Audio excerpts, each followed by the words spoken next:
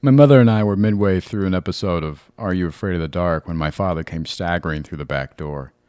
I remember smelling him before actually seeing his body dark in the living room entryway. The only light in the room was coming from the glow of the television. It grimly lit up my father's tall frame as he slumped up against the wall. "I need a ride downtown," my father announced. "Didn't you just come from there?" my mother inquired. Before my father could answer, my mother cut him off. "Craig, where is your car? How did you get home?" she panicked. "Relax. A guy at the bar told me I was too drunk to drive, and he asked me for my car keys, so I gave them to him. He called me a cab," he stammered. "Do you know this man? Was he a friend of yours?" my mother quizzed in anger. "No, hell no, I don't know him, but he seemed like a nice guy," my father proudly admitted. I sat in the back seat as my mother drove my father and me a few blocks past these dingy bars downtown just after midnight. We finally arrived in a part of town that looked like it had been forgotten. The grass was overgrown, porch steps were missing, dogs were chained up outside. Big dogs. "There's my car," my father announced as if he had parked it there himself. My mother parked behind it on the crowded street. I could see there were scattered lights on throughout the house as we pulled up because there was no glass in the windows. Some of them just had boards with nails and openings, some with large trash bags instead of curtains. I watched my father walk into the seemingly abandoned house after midnight on a Wednesday evening as if he was just casually running into a bank as a part of an afternoon errand. My mother and I both sat in tense silence for what felt like a lifetime. Finally, my father appeared in the dimly lit doorway. He crouched by my mother's driver's side window on his way back to his car. "See you back at the house," my father blurted out before almost skipping to his vehicle. My father wasn't scared of this neighborhood. It's because he'd been there before. This must be where he goes after the bars in town close. Welcome to Secondhand Therapy. We're not therapists. We're not experts. Enjoy the show.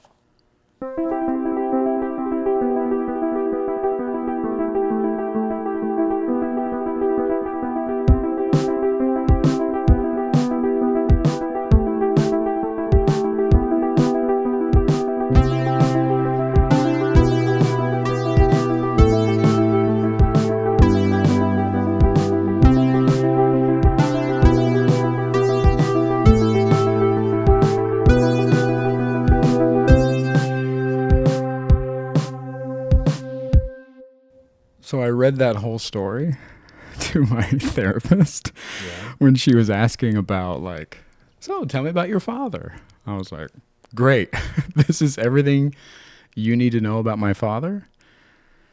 Because this is pretty much everything that I know about my father.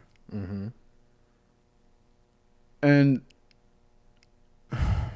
what I discovered was, like, I'm able to talk about my father at a distance because that's how I've always known him. What do you mean talk about him at a distance? What does that mean? As if he's not my father, as if he's not that involved or wasn't that involved in my life, or it's almost like an asterisk. He's like a character. Yeah. Interesting. Yeah, he doesn't feel real in my story. My therapist brought up because we were talking about, like, you know, we talk about your mother a lot and all these different things, but your father never comes up. And I was like, yeah, I really didn't really know the guy. Yeah. And she was like, well, let's unpack that. And I was like, we don't have to. We don't really have to. Yeah. Yeah. It's weird because, like, as I get older, I'm trying to reframe all of these thoughts about my father that I have. Mm-hmm. Because I think oftentimes we get caught up in this idea of thinking of people or judging them by these snapshots we have of them throughout our lives. Because that's all I really had. I didn't really, like, know him. Right. But I do have these glimpses every once in a while of him, or stories of him, or what people would tell me about him. And so I've collected all these kind of Polaroids. And I'm like, oh, now I'm trying to see the full picture of who my father was. And I'm just putting together all these little Polaroids. And I'm like, Are any of them memories, or are they all things you've heard secondhand? very few are memories.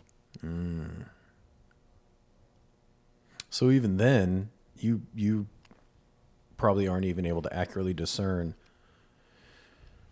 what's real and what are stories people have told you to make you think more highly of your father's character, or vice versa.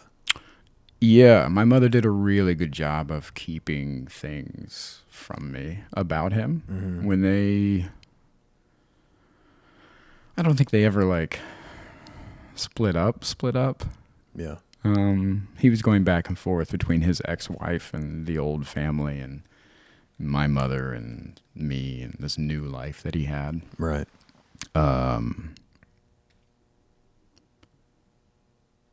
So she kept it real sweet with him, like that. She wanted me to think of my father as my father.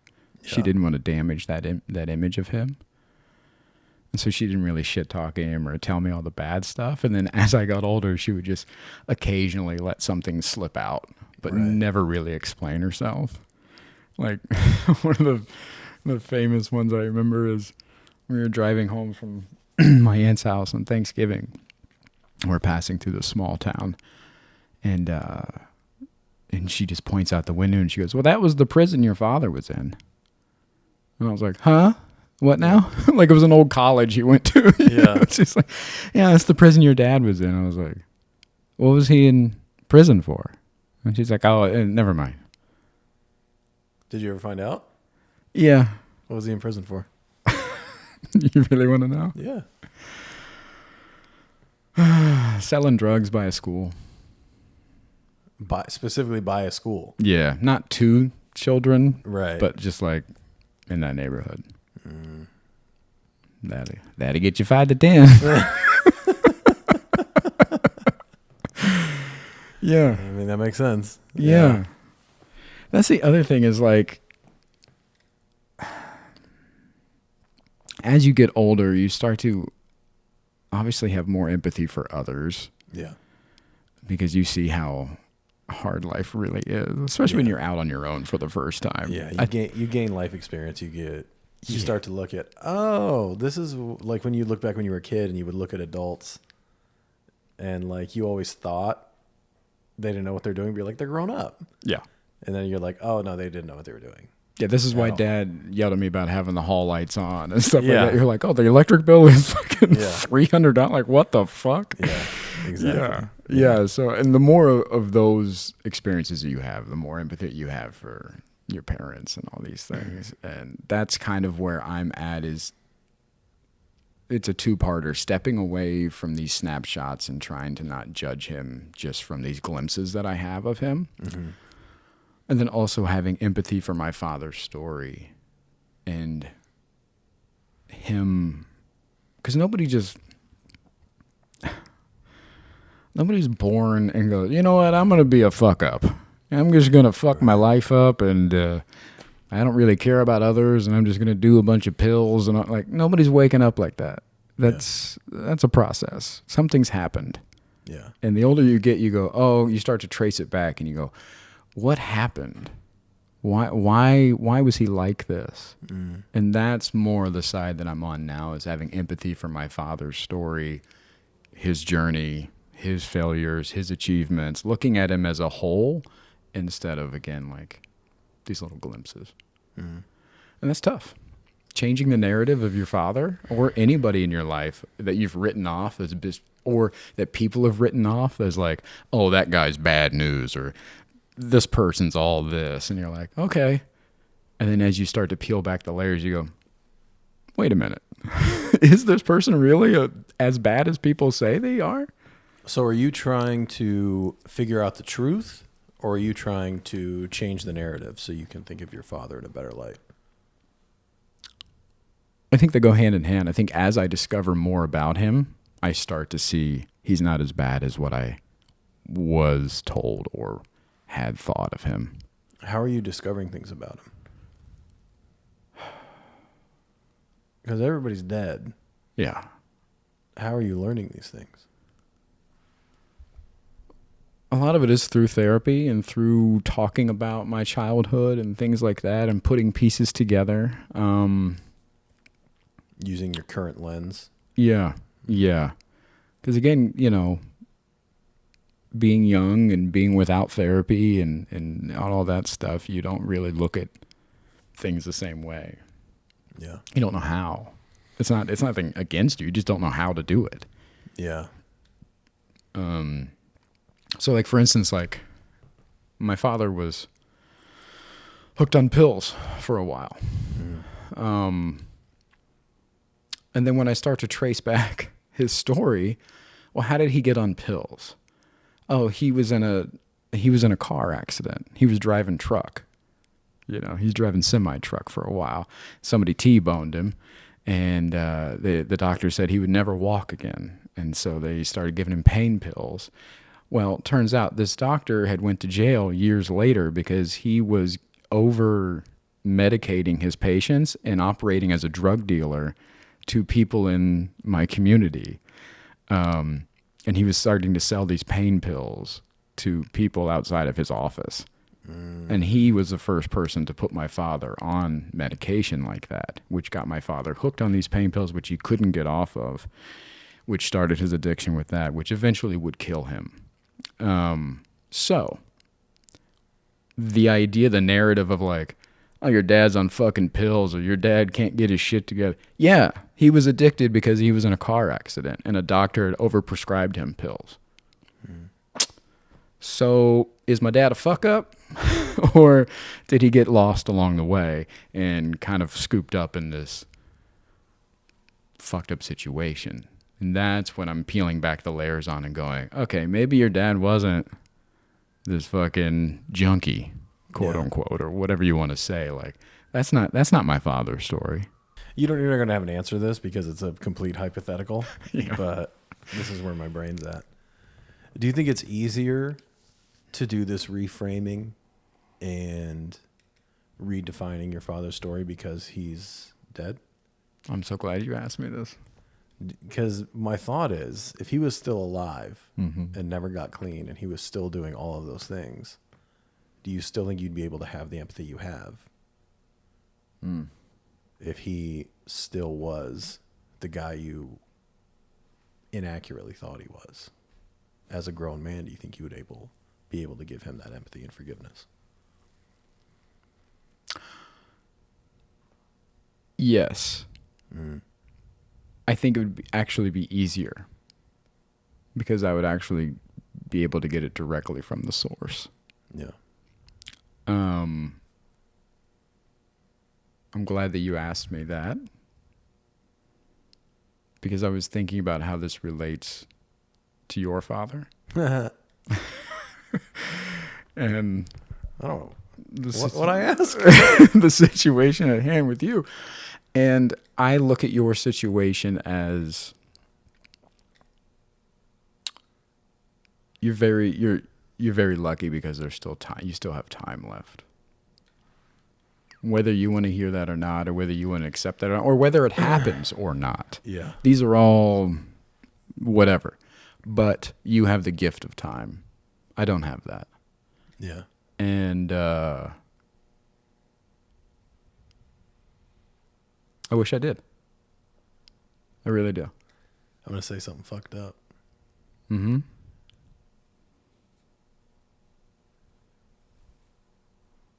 I kind of envy your situation because you don't have the possibility of doing all the work and all the reframing and then being let down by him still. But at least I could try. Yeah. And that's Try what? Patch it up and have him in your life? try to repair it, try to understand it, try to help if I can, try to just try. Yeah. Whether it works or not, it doesn't matter. At the end of the day, that doesn't matter. I kind of feel like I have tried. Sure. And what I'm saying is like, no matter where you are right now with it, you have time left. Yeah. You can still turn it around. This is second quarter. You know what I mean? Like, Yeah. there's still time left. You got Well, it's also different. Like my dad's not an addict. right. He's just a narcissist and not an admirable human being. Yeah. Yeah, I guess and this could be wrong. I kind of operate on it's not up to me. Right. I'm working on myself. And I have said things to him in the vein of, do you have any interest in improving in some areas? And there's no reception to that. No. Like, I'm the problem, or my stepmom's the problem. Everybody else is the problem. I don't think it's up to me. Right. Well, that goes into that idea of like you can't help somebody who doesn't want to help themselves, right? Right. And Or that's somebody who doesn't even think there's a problem there. right. Yeah. And that's a whole nother thing. Yeah. Um, I'm not sad about it. Is that weird? I strangely feel that I've accepted that my dad is who he is. He's too proud or stubborn or whatever to accept that he needs to improve, and the relationship that I have with him, which is, we'll exchange a text every 3 or 4 months. yeah. Like that's what it's going to be. And I feel strangely okay with it. Because I feel like otherwise I'm just chasing something that is probably not going to be caught. Yeah.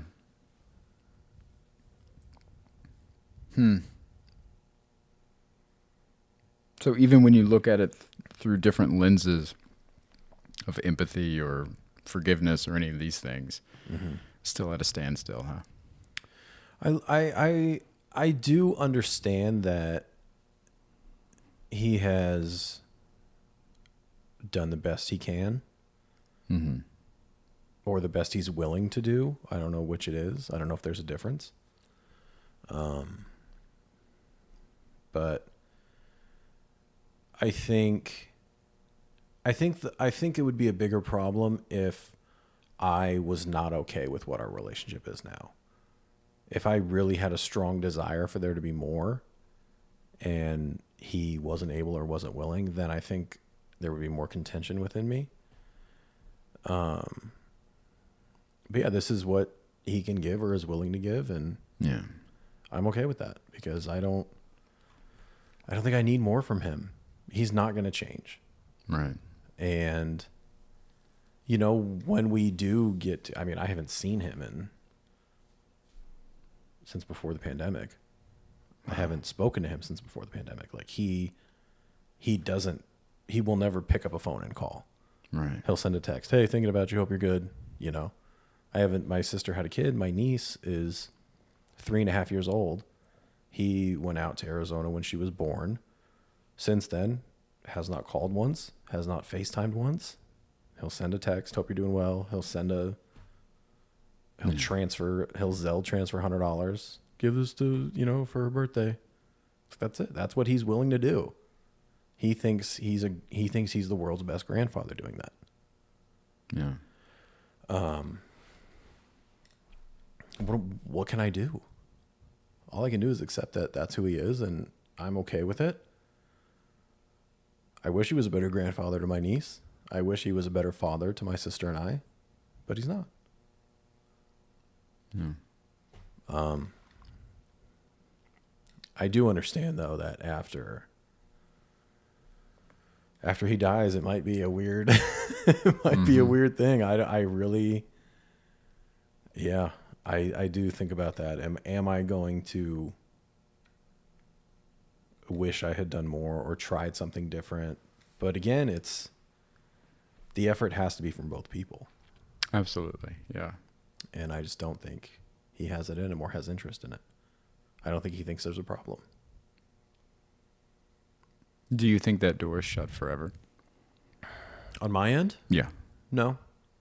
I would be receptive to him being like, hey, I've done a lot of reflecting and I could have been better and I can't undo it, but can we try harder going forward? Like, I'd be open to that.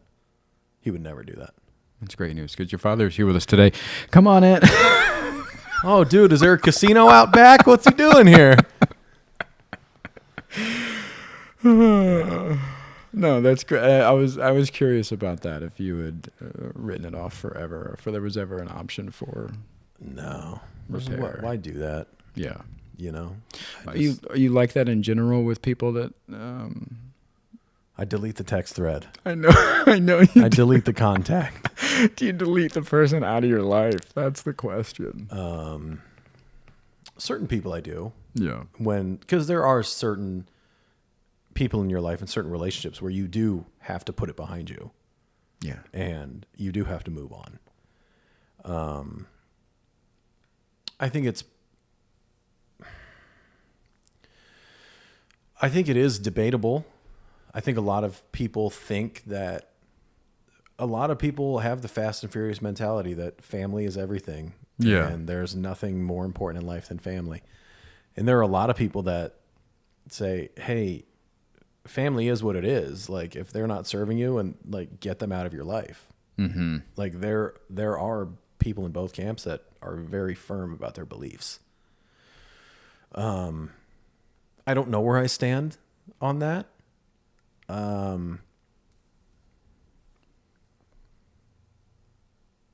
But yeah, I don't know, man. I just, Yeah. yeah. What was the question? Is the door open? Is that what you asked me? Yeah, I didn't know if you shut people out for Oh, good. do I shut people out? Some people, yeah. Yeah. Some people you have to move on from. But family, I don't know what camp I'm in on whether or not you cut family out of your life or if you always keep that door. What is it? Where are you at? Are you a... Well, I'm a people pleaser, so everybody's invited all the time, always, even if they treat me bad. Yeah. I'm like, they're just having a bad day. Right. I'm sure they love me. Yeah. I have only really blocked a handful of people in my life. And they were, some were family, but it was like distant relatives of like, I don't know how we're related kind of thing, where somebody's like, I'm your grandma's cousin's ex-wife's, whatever. And you're like, sure. Yeah. I don't know. I've never seen you at the cookout, but Right. good to see you. Yeah. I had Also, let's not say cookout because you're white as fuck, right? So there was no cookout. There was no cookout. And there was no cookout, right? Am I invited to the cookout? I sure am. Now, at the cookout. Am. Now, because when you have a cookout, all there is sunscreen. There's no good food. There's no good food at the cookout. It's just sunscreen. We have potato salad.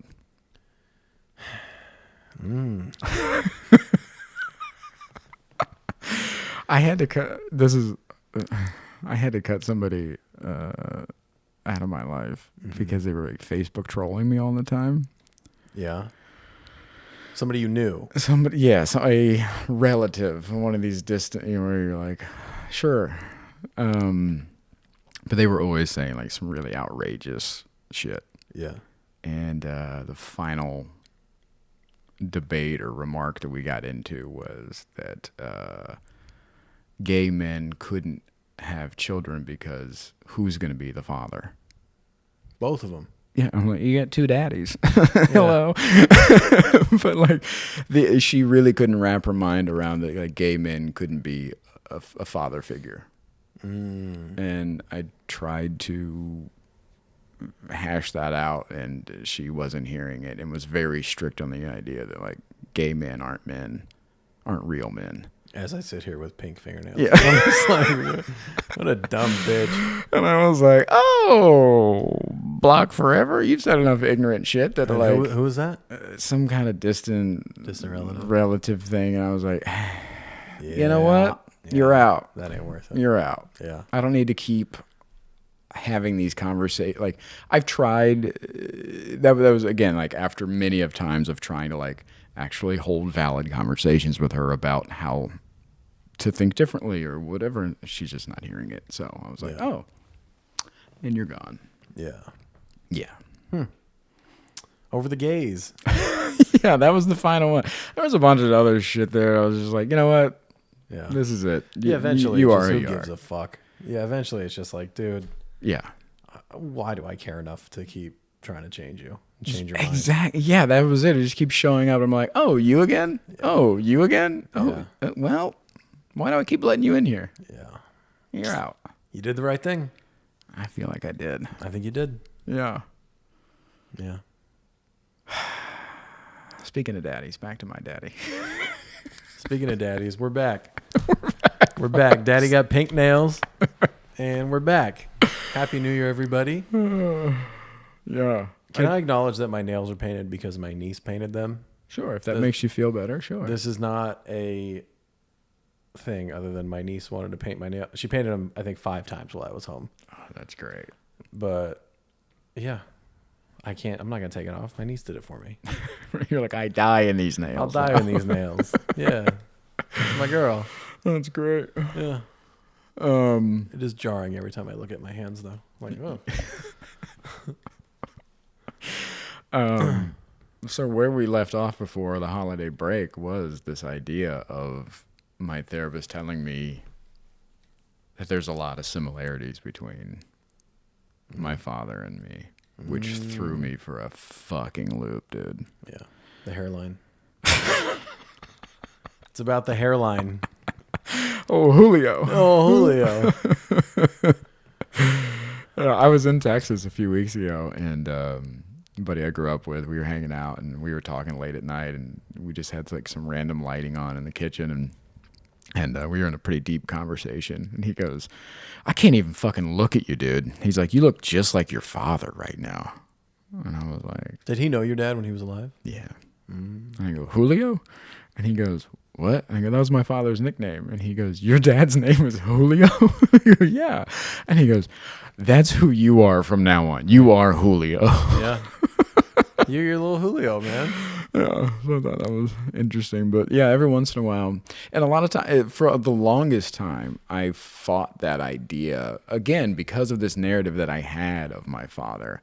When I would see his reflection in the mirror on myself, I'm like, that's not who you are. That's not who you are. And turns out I was wrong. That is who I am. It's part of who you are. Yeah. My father was looking for a way out of that lifestyle that I come from a town where there's 3 factories. You pick one and you work at it till you die. Yeah. Typical Midwest town. Yeah. Yeah. My father did not want to be in a factory. Yeah. And he tried several attempts to get out of it. He just wanted to escape. Or escape. What did I say? Escape. What'd you say? Escape. I said it without an X. Because there isn't one. Same thing, right? Take it to your cameras over here. There you go. Camera 2, same thing. Escape? Escape? Different words. Now, did I need to point it out? No. Absolutely not. Did I? Yes. Do I feel bad about it? Yes. Are you going to point it out every time? Of course you are. No, because it happens every episode, and I haven't said it in weeks. But I shouldn't have said it because we're in the middle of a serious conversation. But I did, and I can't take it back, and I have regret. Pick your spots. Pick your battles. Who escaped? Who escaped? Tell me more about the escape. My father escaped. Yeah. Don't ask me again. Okay. But I was playing this. I know I've told you this story, but I don't think I've told it on here. But I was touring last year, and we're doing this big theater tour. And we come to this small town, little factory town in Minnesota. And we're playing the theater, the only theater in town. And we're in this nice hotel, and they're taking care of us, and it feels good. And I'm looking out, and it's snowing in this small town, and I can see the factory, and you can see the people kind of walking around, and this and that, and I had this full circle moment of this overwhelming empathy for my father at that moment. This guy who really just wanted to get out of that factory lifestyle, who wanted to make it out of that small town, who was trying a lot of different avenues to do it, and he just couldn't figure it out. He died there. Yeah. And here I am doing comedy that has taken me literally all over the world, and full circle being in a small factory town, and I'm playing the theater instead of working in that factory. Yeah. And boy, oh boy, did I just like cry and cry and cry in that hotel. Yeah. Before the show, before you have to go be funny. Yeah. You know, I'm just sitting in this hotel room alone, this nice hotel room alone, crying about like, I did it. Yeah. I did it. I You did what Dad couldn't do. did what Dad couldn't do. And Did you feel pride or guilt? both. Yeah. Wishing that I had him around, wishing that I could show him Fucking rubbing his face. a better life, show him that he didn't have to be, that wasn't the only option, showing him that it's possible. That's it. Showing them that it's possible. Yeah. And that's what it comes back around to. My father was just trying to be better. And he couldn't figure it out. And he got lost in the shit. Yeah. Man, I wish I had him around now. I wish I would have known what I know now. I wish I could have pulled him out of there. And that'll never happen. And I can't change his story, but I can just know it more, look at it through a different lens, and have more empathy for him. Are you able to see that even if he was still here and all these things, that he might not want you to change his story for him? That maybe this is just another idealized thing in your head? Well, don't like that. But that's real. Yeah, of course it's real, but I don't like it. I know. The idea of saving him is one thing. Yeah. But like we talked about, if he doesn't want to be saved, Well, why wouldn't he want to be saved? because some people don't see a problem. Some people... Are you projecting right now? No, let me put the screen up because you're a projector. What am I projecting? Your father doesn't want to be saved. Your father, Exactly. yeah, exactly. Yeah. Yeah. He doesn't think there's a problem because he's a narcissist. Right. Maybe your dad, I save you, you don't save me. Because as you're learning, maybe he really was a great father and he got lost. Yeah. So this whole thing in your head might just be another idealized dream, Of who I wanted my father to be. or what you could do for him, or what he would be open to you doing for him. Any of that. Because everything you just said, you're the hero. Yeah. So what we are working on now is this idea of how was I processing these emotions when my father died? Because he died when I was 12. Yep. I was the one that discovered him. And so my therapist is really interested on my healing process through that. And I don't really have one. You don't have a healing process? No, we've talked about this a little bit in past episodes, but I was raised by my mother and my grandmother, who were very strong, very stubborn women, and you just didn't show emotion. Yeah. We moved on very quickly. They had a lot of tragedy in their lives, a lot of tragedy. Yeah. And to get caught up in it, they felt like they would just get lost in that tragedy. So instead of actually processing those emotions or dealing with those things, I was brought up to not show emotions, don't cry, like don't do any of these things. Like we shut up, we move on, and that's how you get through it. And also in that mindset of like, what's it gonna do for you to be sad? Yeah. And and then on top of that, the narrative that you and I have already talked about before on the show is like the pressure that women already have on having to be strong and having to have that strength. So you have that piled on top of all of that with two women. Yeah, and then you add raising children alone, raising men alone. Yeah. Yeah. Yeah. It's unfair. Yeah, so there's no fucking duh. I don't know how to process emotions. Nobody's ever allowed me to do that. Or taught you. Yeah. Yeah. And not to say that my mother was incredible. She was very loving and all of these things. I don't say she wasn't cold at all. There was never a coldness to it. It was always, I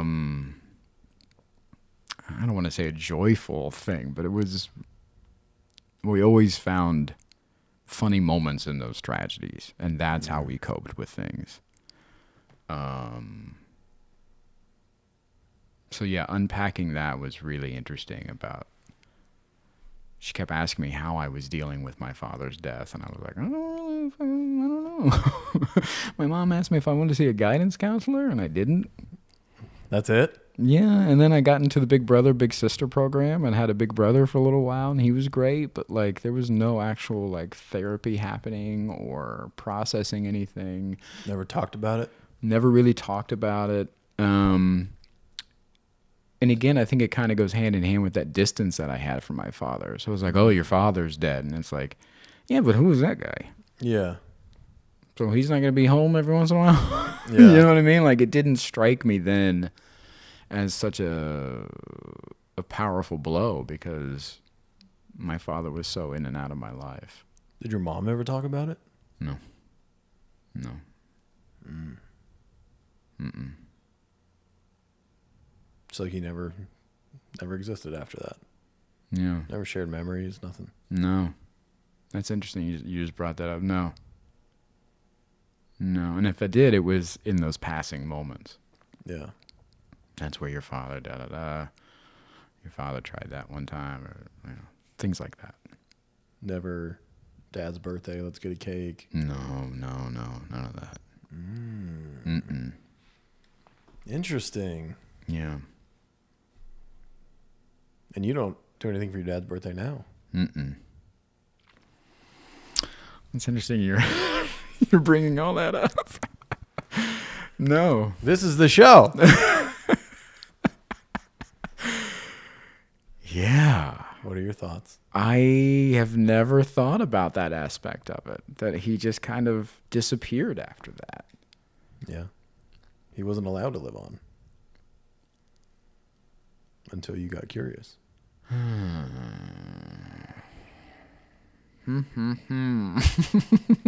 you feeling? Fucking weird. Yeah? Yeah, I've really never thought about that. Really? Yeah, I just, I know it made my mother uncomfortable. Or that he wasn't the greatest guy to my mother or in my mother's eyes. And so, of course, I'm not going to talk about him to her because I don't want to hurt her. Yeah. And she's not going to bring it up to me because she doesn't want to upset me. Yeah. It's also, this is related. I don't want to take away from what you're talking about. Yeah. But it's also a very complicated reality that people can be different things because my grandfather, my dad's dad, was a fantastic grandfather. Terrible husband. And it's possible that your dad was a decent father and a terrible husband. Yeah. And that's complicated, especially you lost a father and your mom lost a guy that wasn't very nice to her sometimes.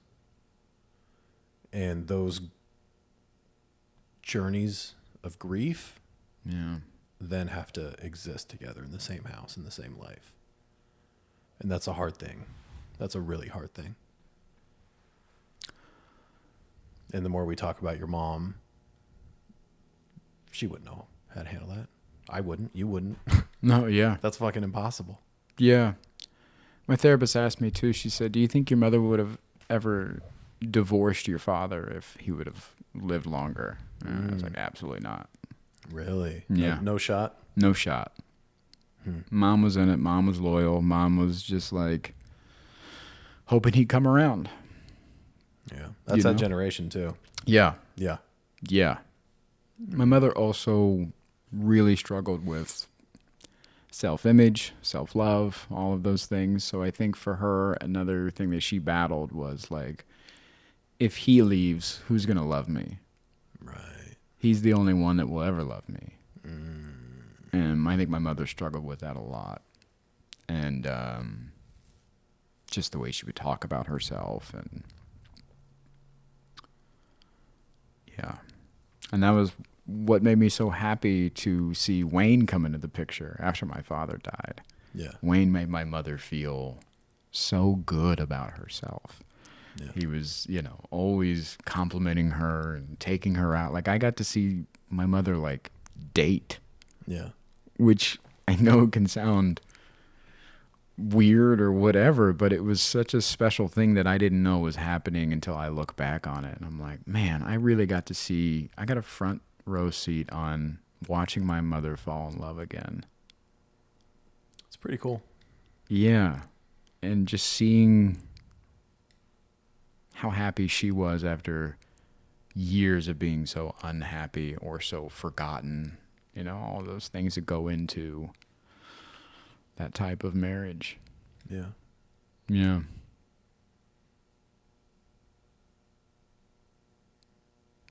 Do you do anything for Wayne's birthday now? I don't. I think about Wayne a lot. I know you do. So you got to watch your mom date. Yeah. What did that feel like? Were you able to like process